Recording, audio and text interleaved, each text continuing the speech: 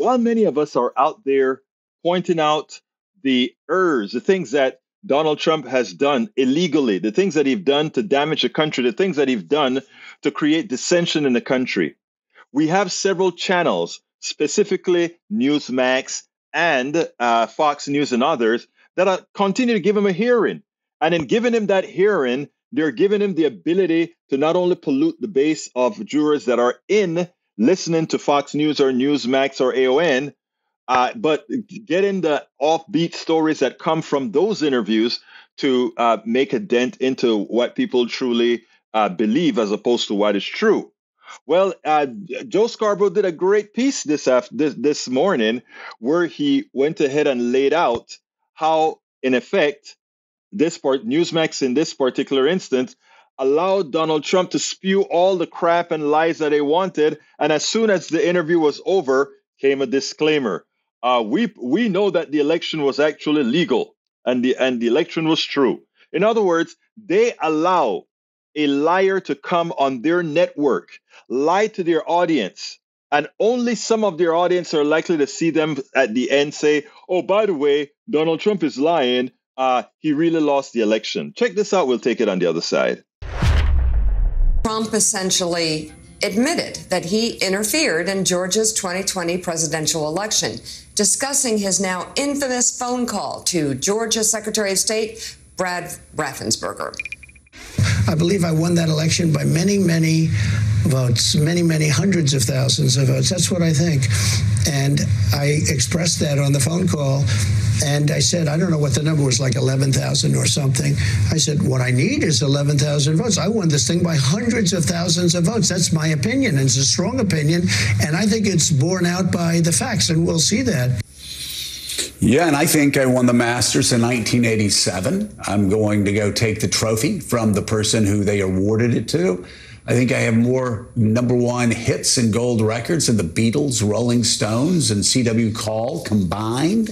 And I think, come on, he thinks he won by hundreds. I think they had to do a disclaimer. He knows he didn't win by hundreds of thousands of votes. And afterwards, NewsMax actually did a disclaimer saying that they knew that Joe Biden legally won the contest. But this idea among Donald Trump and his Trumpers, that just because he says he believes, as somebody said yesterday, he owns all the money in the bank, doesn't mean he can have a conspiracy like an Ocean's 12 conspiracy to go, or Ocean's 13, I forget which one it was, to have Brad Pitt go in and break into the safe and take all the money out of the bank.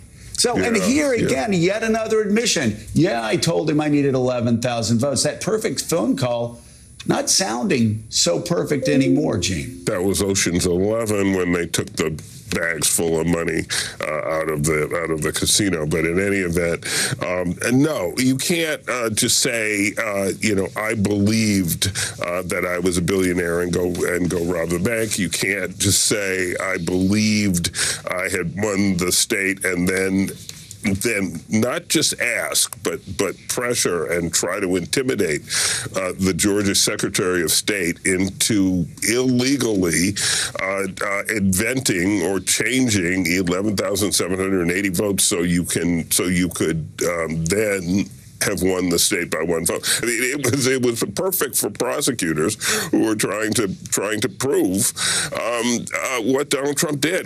This is astounding, and it is a riot that NewsMax ran a disclaimer afterwards. Obviously, they have a better purchase on reality than Donald Trump does, and also, frankly, they see what Trump is doing in continually coming out with this stuff. I think we have that disclaimer. Here, take a look at how it plays out.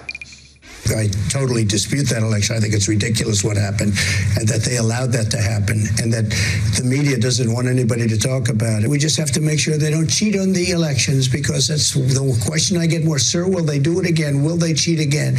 We're not going to let them. I believe I won that election by many, many votes, many, many hundreds of thousands of votes. That's what I think. Just a note, NewsMax has accepted the election results as legal and final. Oh, my God. It's so rich.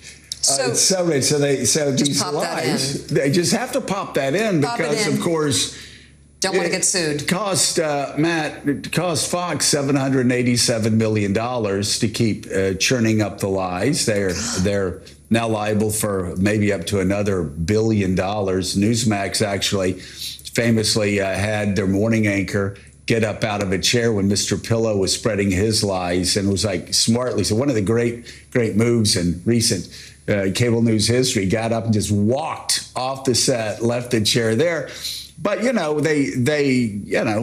sit there and they let him spew lies for an entire interview, knowing that they're lies, knowing that they have to say this disclaimer, and then they have to say this disclaimer because they know that they're letting him lie through the entire interview. So you see that it's amazing that we can allow our airwaves to be used to ill-inform, to lie to Americans. You know, everybody talks about free speech, and free speech is good, but is lying speech valid free speech? Is knowingly putting lies out there that can materially endanger a country, is that really free speech? We better take a good look at that before we just go put our system into a mode it cannot recover from. We spend a lot of time deconstructing the news, trying to parse it into a form that everybody can understand. We try to find those little nitpicks where it flies above the fray, etc.